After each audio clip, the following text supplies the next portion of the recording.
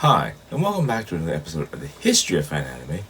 I'm your host, William Chow, and today's episode, I'm going to get into a letter which precludes the famous picture that I've always been posting up where I've met various different fan subbers and that kind of stuff down at the San Diego Comic Con.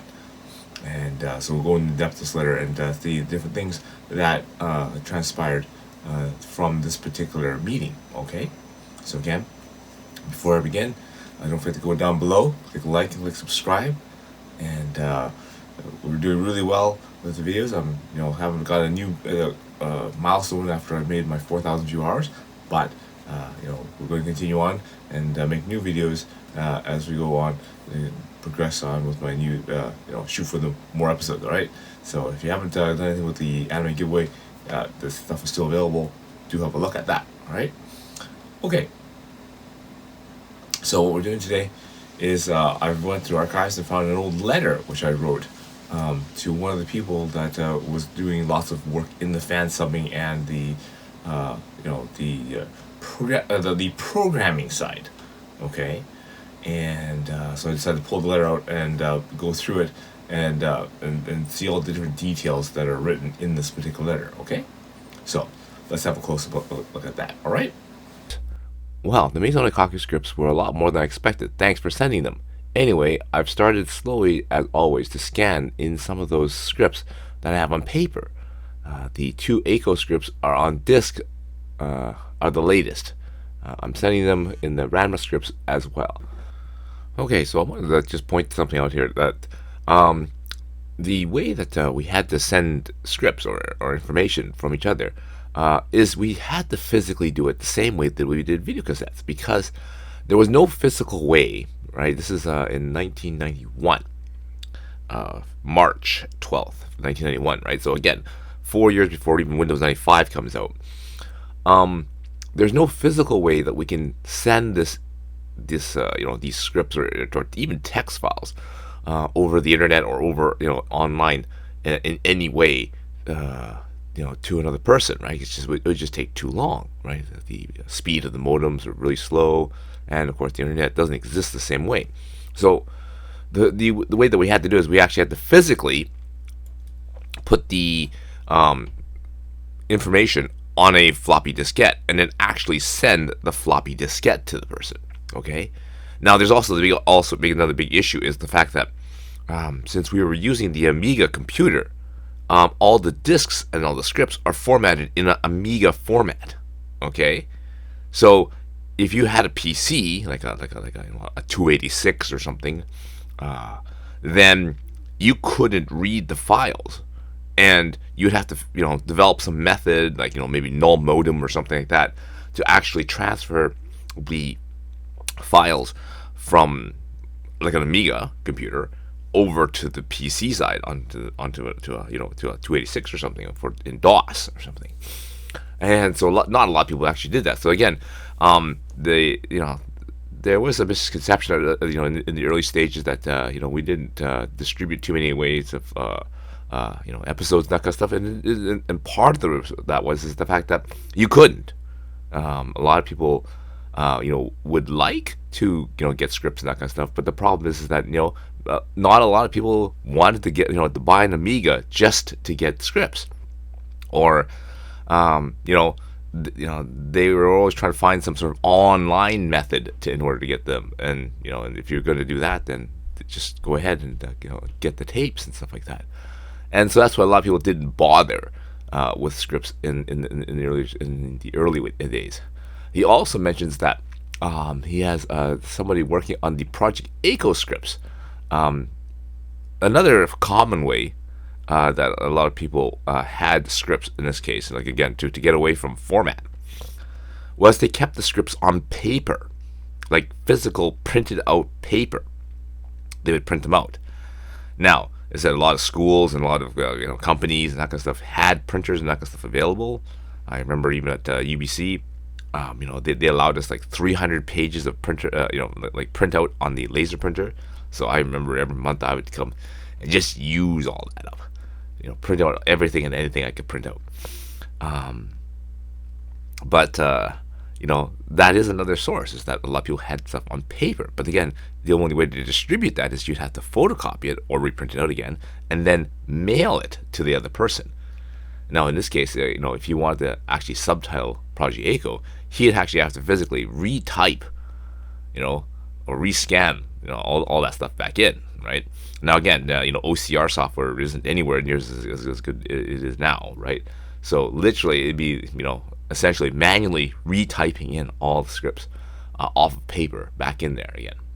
And it was a timely process, and that's just why, the technology just wasn't there for at least distribution of scripts in the early days. I'm sending some scripts at a program I got from a friend, Lee Borges. That's in Santa Barbara Anime Club. He wrote this turbo titling subtitling program that's on the last disc. So, what he's another thing that he points out in this part is that in addition to distributing scripts and sending scripts on floppy diskettes to each other, we also are writing and getting software written for us that will do the various things. So different people were making different programs for the Amiga. The very first one that I got my hands on was one called Panimator. And it was made by Tom Robertson, and it was simple. Not a lot of fancy things that you could do with it, but it allowed you to basically get the basic titles going and that kind of stuff. Obviously, there's this new program that just sort of came out called Turbo Titler. But again, at this time, I was not interested in sticking with the Amiga anymore. I've had so many problems with like hardware issues, right? The computer locking up, computer overheating, the time drift with the internal clock and things like that. It's just it. I always obviously thought that the Amiga was more of a toy that had a computer keyboard put onto it. So I was really looking for another platform to go to in order to do the subtitling, whether that was going to be a Mac or whether that's going to be like a PC based. I was still doing the research at that time, but I was planning to switch over at this time. But again, that's the other problem that happens, is that a lot of people were using different programs, and although you get the script and you get the timing file, a lot of times you have to like convert it, right? So every program sort of uses its own way, its own thing to represent the time file. So a lot of conversion needed to be done too. So it was not easy, that's for sure. Okay, right at the very end, he finishes off his letter. I'm thinking of trying to do too much at one time between my bouts of goofing off. Anyway, looks like you may not need the Rama, but we will send it anyways if we ever finish them up. Hopefully, we may start to turn out some subtitled anime very soon. I can't believe you finished up that many Orange Road episodes that quickly. Did you take 2 months of vacation or what to do them? It takes me at least 3 days minimum to do an episode. Okay, so the comment on the last part there is that we as at Art Animation may not be the very first fan subbers that are out there, but we did something quite revolutionary in that we basically developed a system where we were able to get the episodes out very quickly. As he commented, traditionally these guys took, like I said, 3 days to do a single episode. I think we got it down to a system, and we got it down to like 5 hours to do an episode. So we were really cranking out episodes and really making lots of anime available with English subtitles. Okay, and I think that was the major difference. And that was sort of the new and surprising thing that sort of kind of made some sweeping changes to the fan subbing community. Okay, so here's my reply letter. It's dated March 23rd, 1991. And I write, "Hello again. Thank you for all the scripts. They're very helpful." So again, this is an indication that he has sent me various different scripts. I think some random project and whatnot stuff. He sent those over, and we're gonna look them over. I don't think we ever did anything with any of the scripts that he sent, but that's essentially how we traded different information. Look further down. I took a look at TurboTitler, but I think I'll stick to Panimator since I'm used to the errors that it produces. Also, I have an editing staff trained to make text files for Panimator. I have to admit that it isn't hard to use Panimator program, but it does crash once in a while. So, at this time, I would have started using this Panimator program from Tom Robertson, and it was one of the very, very first subtitling softwares out there for the Amiga. Obviously, TurboTitler also got made, but I didn't switch over to that because I said I'm in the process of kind of I want to get away from using the Amiga basically, right? So I didn't really want to spend too much time trying to relearn and redo all the stuff with a new program on the Amiga side when I could be quite abandoning it anytime soon. So that's what it is. And the Panimator program is, as I said, relatively simple. I mean, it doesn't have a lot of functions in it. So I mean, it is a very quite basic subtitling program. But yeah, again, there's a lot of issues with the program itself, whether it crashes, whether the timing clock wanders, things like that. Possibly, in fact, it's on the Amiga side too. So a lot of issues that I wanted to get away from. Okay, so I continue to write. As you might have heard from the net, now this is referred to as like Usenet, right? So again, there isn't a real intranet per se, the word, but a lot of people do use recarts.anime on Usenet to communicate stuff, and so it was said that Robert Gutierrez of Ranma Project was no longer going to try to attempt doing any more Maison Ikkaku, so when we had a talk with him previously when we went down to the convention, we said that we could take over doing Maison Ikkaku as long as he sent us the masters for them. So as written here, as you might have heard from the net, Robert of Ranma Project is giving up on Maison Ikkaku. He has turned over the project to us. He will be sending us his masters and SVHS copies of the Laserdiscs. I estimate it will take us about a year to complete the series. It will be about 2 months for him to copy the discs and whatnot for me. In that time period, I will see if I can do some catching up. On subtitle: Golf Force 3, Aerial 1 and 2, Bubblegum Crisis 7, Assemble Insert 1 and 2. Heck, if I can pull this off, which shouldn't be too hard, I think I'll be unmatched for a while. So, in that time period while I'm waiting for, obviously I just finished Orange Road and I'm getting ready to start off doing Maison Ikkaku. While I'm waiting that 2 month period, I went through and blasted through all these OEVAs that sort of came out. And of course, Bubblegum Crisis was important because of the fact that, Anime was planning to license that sometime soon, right? 91, right? So in 92, 93 or something like that, they were planning to put it out. So, that's, again, referring to the short shelf life of some of the fan subs, right?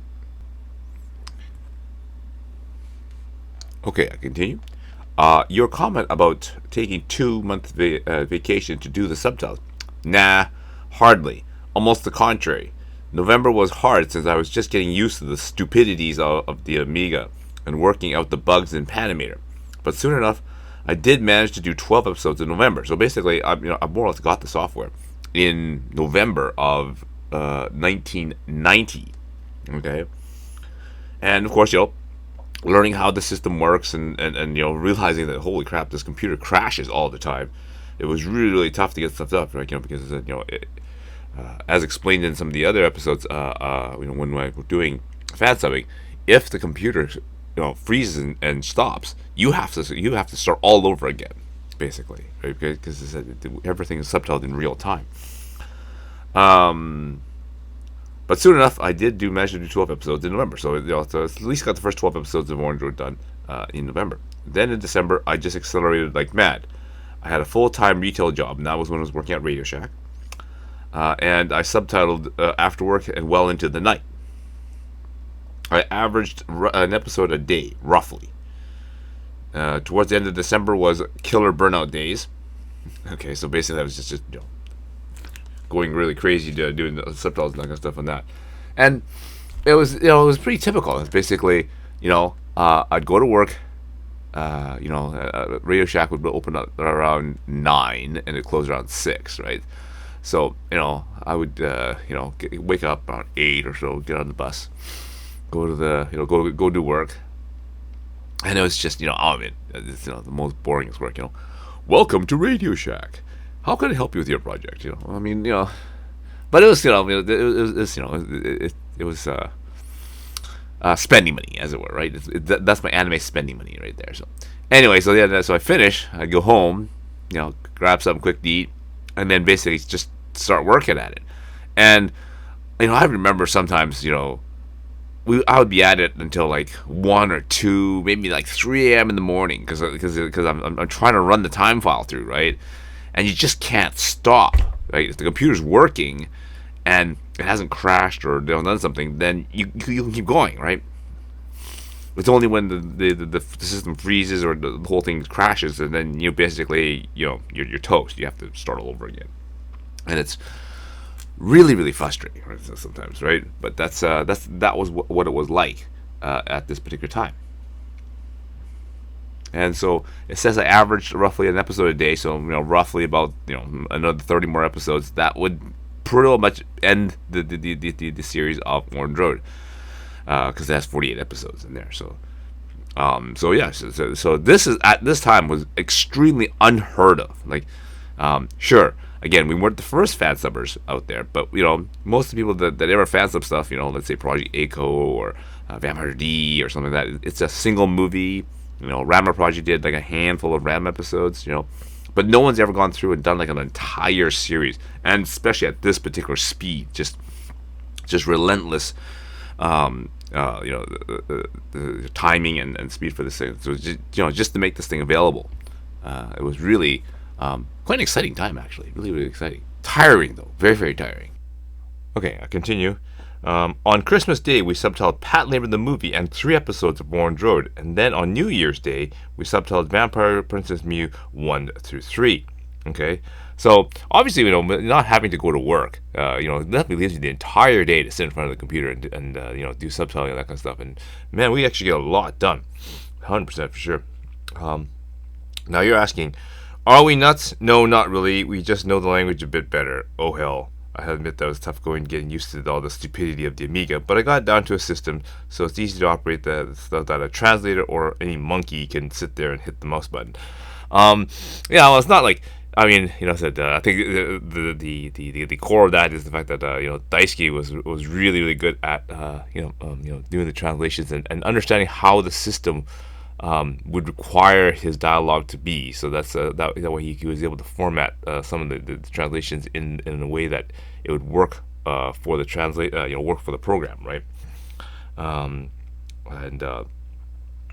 had a working knowledge of Japanese, so at least I knew where some breaks and that kind of stuff were. So that kind of helped a little bit.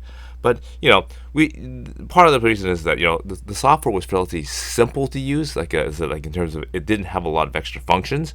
So we didn't try to worry about trying to position text everywhere, and we didn't try to worry about trying to change the color and trying to put graphics everywhere and all that stuff, right? We just very basic, get the translation on the screen, and then that was it, right? Let's keep it really simple, and it worked pretty well, right?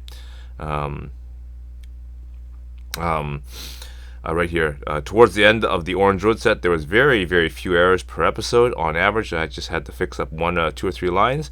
Other than that, it is still a bitch to configure and set up. Oh well, as long as it works. So basically, after getting the practice out of the first little chunk of Orange Road and that kind of stuff, everything started to settle down once I got near the end of the series, and really got the system working, right? Because I had a lot of problems in the beginning, right? Obviously, it took me 12 I could only do like 12 episodes in the month of November, so obviously there was a lot of crashing and a lot of headaches going on there.